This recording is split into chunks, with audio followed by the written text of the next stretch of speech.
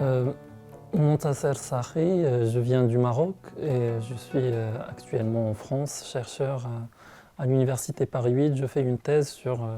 l'islam dans les banlieues et surtout sur la question des conversions djihadistes des Français, notamment ceux qui rejoignent à un moment donné de leur vie l'État islamique et la question du djihad en général. Donc, par rapport à la question qui nous réunit aujourd'hui, Gramsci, ce que je pourrais dire, c'est que moi je viens d'une expérience des mouvements sociaux marocains où j'étais confronté euh, à la question des mouvements sociaux et donc dans une société dite et présentée notamment ici dans le Nord comme étant une société sous-développée, comme étant une société où régnerait la dictature d'État et où la société civile serait appelée à faire émerger un modèle de démocratie et défendre les droits de l'homme. Donc j'étais un peu dans cette optique de lutte contre un État. Et l'État était, quand j'étais au Maroc, l'État était vu comme étant une structure écrasante qui écrase à travers la violence et uniquement à travers la violence. Et toujours c'était cette idée que la société civile elle serait amenée à faire face à cette violence d'État. Sauf que la chose qu'on ne voyait pas du tout à l'époque, et notamment quand j'étais engagé, c'est que cette société civile participe elle aussi à faire introduire une idéologie étatique, c'est-à-dire une idéologie qui permettrait en réalité, qui passerait sous silence la déstructuration de la société marocaine. Cette question, elle me sera renvoyé à l'esprit beaucoup plus quand je suis arrivé ici en France. Ici en France, à travers une expérience de recherche, mais aussi à travers une expérience de vie dans les banlieues et dans la confrontation avec les malheurs de familles qui ont perdu leurs enfants dans une guerre dévastatrice qui va opposer qui va faire en sorte que des jeunes partent d'ici, quittent ici pour aller chercher un ailleurs, bah, je vais découvrir que la question de la démocratie, des droits de l'homme, la question du droit, la question de la loi n'ont aucune signification, n'ont aucun sens. C'est-à-dire que, vu d'ici, les luttes qui sont engagées au Maroc et dans les pays que nous appelons aujourd'hui sous-développés sont en réalité des luttes qui ne pourront former que la prochaine et la nouvelle domination dans ces pays. Donc ici, très vite, j'ai vu la réalité d'une démocratie qui n'a pas réussi à faire sortir des populations marginalisées de leur marginalisation, qui n'a pas réussi à faire réussir et triompher l'égalité sociale des gens. Donc c'est dans cette optique aussi que l'étude de Gramsci m'a permis de voir autrement la lutte sociale, de voir qu'au sein d'une démocratie, au sein d'un pays de droit, au sein d'un pays de loi, la domination s'exerce de façon peut-être beaucoup plus puissante que dans des pays qui n'ont pas encore connu la sophistication du cadre étatique et la sophistication du cadre du droit.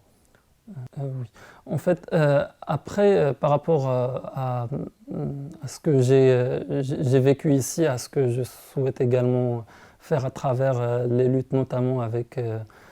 soit les familles qui ont perdu les enfants, soit à travers le travail que je mène sur les djihadistes français en général et la banlieue, ce que je découvre, c'est que cette pensée gramscienne est toujours d'actualité parce que elle nous invite à se baser sur des cultures, des contre-cultures nationalistes, c'est-à-dire des cultures qui viendraient des populations les plus pauvres, ce qu'il appelait lui notamment la pensée ouvrière qu'il faudrait soutenir. Aujourd'hui, je pense que ici en France, la question qui est présentée de façon assez chaotique comme question d'interculturalité, moi je pense que la question des cultures des banlieues, la culture du pauvre, la culture des marges devrait aujourd'hui être un outil d'action, un outil de lutte contre l'hégémonie d'une culture dominante qui serait la culture laïciste, la culture républicaine, la culture diffusée à travers les médias, à travers les partis politiques, à travers la société civile, et à travers les différentes stratifications de l'État aujourd'hui. Et je pense que ce travail a bien commencé en France, bien que de façon assez de façon qui n'est pas tout à fait organisée, mais il y a des discours aujourd'hui qui commencent à émerger. Par exemple, on peut voir rien qu'à travers un travail, par exemple ici, dans cette maison de quartier, comment les gens sont fiers des langues de leurs origines, comment ils sont fiers de la nécessité d'apprendre et de s'identifier à des cultures qui sont présentées comme des cultures ennemies ou bien comme des sous-cultures ou bien comme des cultures subalternes. Cet accrochement avec cette volonté de relayer des cultures contre-hégémoniques, des cultures populaire est une question qui permettrait, à mon sens, de faire face à cette hégémonie qui se présente sous l'idée du républicanisme. Autre chose, c'est la question de l'islam aujourd'hui, mais pas seulement l'islam. Quand on parle de l'islam de la banlieue, en réalité, on parle d'une forme de discours spirituel, c'est-à-dire comment à un moment donné, des religions, ça pourrait être l'islam, ça pourrait être la chrétienté, le judaïsme, comment à un moment donné permettront tel de rassembler des gens, c'est-à-dire de faire des réaffiliations sociales, des gens qui sont complètement désintégrés d'une culture dominante, des gens qui sont renvoyés à leurs origines, des gens qui sont renvoyés à leur couleur de peau, des gens qui sont renvoyés à leurs conditions matérielles de dominer, comment à un moment donné vont se saisir d'un discours pour faire face à ce discours sophistiqué qu'est le discours de l'État bourgeois, le discours de la discipline, le discours de la loi, le discours de la soumission à l'impôt, de la soumission aux différentes structures qui participent à mettre en place des systèmes disciplinaires, qui participent à mettre en place des systèmes inégalitaires, et comment à un moment donné des gens vont se réaffilier à d'autres cultures, vont se réaffilier à des cultures qui ne sont pas hégémoniques, qui ne sont pas nationalistes, pour faire émerger leurs revendications et faire émerger leur lutte sociale et leur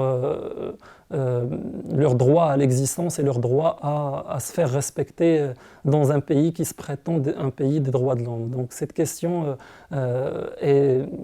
aujourd'hui se pose de façon cruciale à des populations défavorisées, et je pense que la pensée de Gramsci ne peut être aussi que une pensée utile et une pensée de pratique, une pensée qui permet justement à la fois de réfléchir, mais à la fois de réussir une pratique contre-hégémonique, une pratique de lutte qui ne passe pas uniquement par l'opposition à une violence matérielle de l'État, mais qui passe aussi par l'opposition à une violence symbolique, c'est-à-dire à des idéologies dominantes, et faire face à ces idéologies dominantes. Par rapport aussi au travail mené dans plusieurs structures sociales qui continuent à exister, heureusement qu'elles continuent en fait à exister à travers des bouts d'État social qui ne sont pas encore totalement écrasés. Je pense que les maisons de quartier, mais aussi d'autres structures sociales permettent l'émergence d'espaces ou faire exister des espaces où des gens ne seront pas renvoyés à une stigmatisation permanente à laquelle ils sont renvoyés dans les médias, dans l'école, dans plusieurs autres instruments de pouvoir. Je pense que les maisons de quartier, notamment des espaces qui sont ouverts pour faire apprendre les langues d'origine, pour rendre fiers les gens de leur culture, leur permettre à la fois l'accès et le développement de leur culture auquel elles s'identifient. Je pense que c'est un outil qui permettrait effectivement de relayer ce discours de lutte, de relayer ce discours antinationaliste, ce discours il faut le dire aussi, fasciste, qui occupe aujourd'hui l'espace public et qui occupe l'espace public dominant. Je pense que les maisons de quartier et le travail qu'on est aussi en train de mener à travers des cours de langue de l'arabe, mais des différents autres langues stigmatisées aujourd'hui, il ne faut rien que voir par exemple dans le Parlement comment cette question de la langue arabe ou bien des langues est étrangères, le chinois ou des langues d'autres populations qui sont stigmatisées dans l'espace social, comment ils sont complètement attaqués et remis en cause. Je pense que les espaces qui sont ouverts dans les maisons de quartier permettent aujourd'hui de faire valoir à la fois ces langues et donc du coup à la fois le vécu de ces populations et reconnaître le droit d'existence de ces populations et leur droit à mener une lutte contre, contre ce qui détruit à la fois leur existence, leur identité, leur être et donc du coup leur capacité à se rassembler en bloc contre-hégémonique et en groupe social qui revendique sa lutte et son droit à l'égalité.